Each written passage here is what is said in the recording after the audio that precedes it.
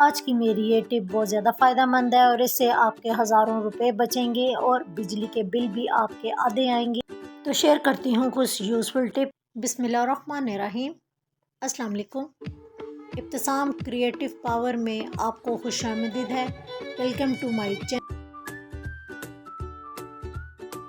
सुबह जब हम उठते हैं तो हमारी बेडशीट बेतरतीब हुई होती है और हमें काफ़ी गुस्सा भी आता है, और ख़ास तौर पे उन बेडशीट जो कि बिल्कुल लूज़ हों और फिटेड ना हों, तो उनको हम फिटेड बेडशीट कैसे बनाएंगे। बेडशीट के चारों तरफ को इस तरह घुमाते हुए एक गिरा लगा देंगे और गिरा को अपने मैट्रेस के नीचे इस तरीके से देने के बाद आप खींच के देखें तो हमारी बेडशीट देखें बिल्कुल मूव नहीं हो रही। और इसी तरह हमने चारों कोनों को इसी तरह से ही गिरा लगा देनी है और हमारी लूज़ बेडशीट फिटेड बेडशीट बन चुकी है।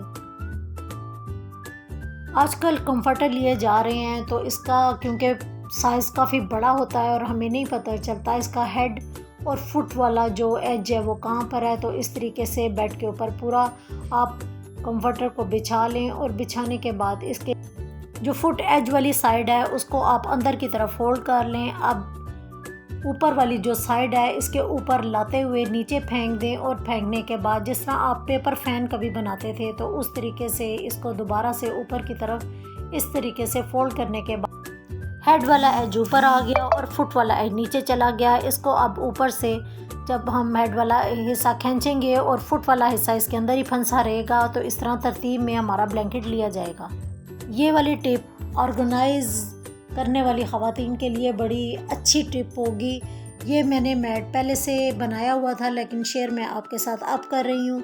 इसको मैंने कार्डबोर्ड और एक्स्ट्रा कपड़े के साथ बनाया था और इसमें मैंने 3 फोल्ड दिए हैं, लेटर, कार्ड और बिल की। इस तरीके से आपके लेटर, कार्ड और बिल ऑर्गेनाइज रहेंगे। आप इसको अपनी एंट्रेंस में भी लगा सकते हैं और अपनी इस जगह पे भी लगा सकते हैं जो आपके इस्तेमाल में रहे। और साथ ही मैंने राइट साइड पर अपने एग्ज़िट डोर के ये स्टैंड दिया हुआ है की का, तो आप भी इस तरह अपने की के स्टैंड को अपनी साइड पे हैंग कर सकते हैं। इससे आपकी तमाम की ऑर्गेनाइज भी रहेंगी। ये वाली टिप भी मेरी की को लेकर है कि की इतनी बेतरतीब हुई होती हैं कि हमें नहीं पता चलता कि कौन सी की कौन से लॉक की है। तो हमें इसके लिए इस उलझन से बचने के लिए एक टिप दे रही हूँ। नेल पेंट हर घर में मौजूद होती है, मुख्तलिफ कलर की नेल पेंट ले लें। मैं इस वक्त 2 कलर की नेल पेंट यूज़ कर रही हूँ सिर्फ आपको समझाने के लिए। तमाम की को उनके लॉक में घुमा के देख लें कि कौन सी की कौन से लॉक में लगती है। उसके बाद आप एक ही कलर ले लें और की पे भी वही कलर लगा दें और उसके लॉक पे भी वही कलर लगा दें। तो उससे ये होगा कि आपको पता चल जाएगा कि इस लॉक की ये वाली की है। देखें, मैंने भी नीचे वाले लॉक में ब्लू कलर लगा दिया है और ऊपर वाली इसकी की पे भी ब्लू कलर लगा दिया है। तो इस तरीके से ये एक ब्लू कलर का पेयर बन गया और मुझे पता चल गया कि ये वाली की इस लॉक की है। इस तरीके से आप मुख्तलिफ लॉक को आप मुख्तलिफ कलर के साथ पेयर बनाकर अपनी उलझन से बच सकते हैं। ये टिप है तो बहुत कॉमन सी है लेकिन बड़े काम की टिप है। अक्सर ये होता है कि हम सेफ्टी पिन के जंग लगने की वजह से इसको हम वेस्ट कर देते हैं और हमें हमारे पैसे जो हैं वो भी ज़ाया हो जाते हैं। तो ये सेफ्टी पिन आप जब ले के आएँ तो इन पे जब जंग लगा हो तो इनको ज़ाया करने की ज़रूरत नहीं है, बल्कि इसको भी इस्तेमाल में लाने का मैं आपको तरीका बता रही हूँ। एम्ब्रॉयडरी वाले और नेट वाले जो अक्सर दुपट्टे होते हैं, जब हम ये सेफ्टी पिन इनके अंदर लगाते हैं तो ये उलझ के कपड़े को ख़राब करते हैं और हमारी एम्ब्रॉयडरी उखड़ के बाहर की तरफ आ जाती है। तो इनका इस्तेमाल ये है कि आप ये चाय वाली छलनी ले लें और इसकी जाली के अंदर इस तरीके से इसकी जब नीडल डाल के अप एंड डाउन करके निकालेंगे तो इसके ऊपर जो जितना भी जंग लगा होगा वो तमाम हट जाएगा और इसको आप रीयूज़ कर सकते हैं। जब आप इसको अपने कपड़े पर लगाएंगे तो देखें अब हमारी जो सेफ्टी पिन है वो आसानी के साथ लग गई है और इस पे जंग ख़त्म। मेरी यही कोशिश होती है कि मैं हमेशा आपके लिए यूज़फुल टिप लेके आऊँ। ये भी एक यूज़फुल टिप है मेरी, जो कि अफ्तारी और सहरी के औकात में आपके बर्तनों के इस्तेमाल और उनके मांग पड़ने के बारे में है। फॉइल पेपर हर घर में मौजूद होता है। एक फॉइल पेपर के छोटे से पीस कर लें, एक बाउल में डाल लें और एक देचकी में पानी को गर्म करने के बाद जो वेस्ट पत्ती आपके पास बच जाती है आप वो डाल के भी पका सकते हैं। लेकिन इस वक्त मैंने फ्रेश पत्ती ही ली है आपको बताने के लिए। चम्मच जो हमारे अफ्तारी और सहरी के दौरान इस्तेमाल होते हैं उनकी चमक मांद पड़ जाती है और रखे हुए भी अच्छे नहीं लगते। आप ये तमाम टिप अपने स्टील के बर्तनों, प्लेट्स, ग्लास उनके साथ ये मेथड कर सकते हैं। ये बहुत यूज़फुल मेथड है।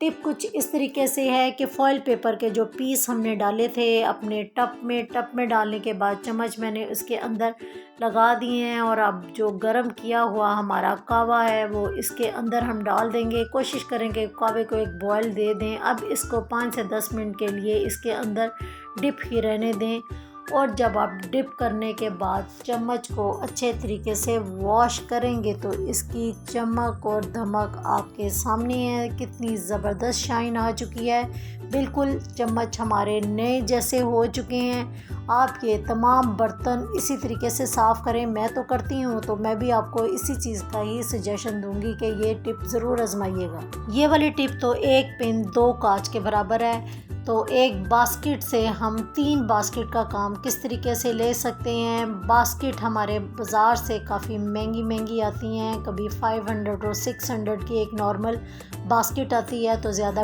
बास्केट लेने की आपको ज़रूरत नहीं है, बल्कि एक ही बास्केट को आप 2 या 3 बास्केट में किस तरीके से बदल सकती हैं वो उसका तरीका मैं आपके साथ शेयर करती हूँ।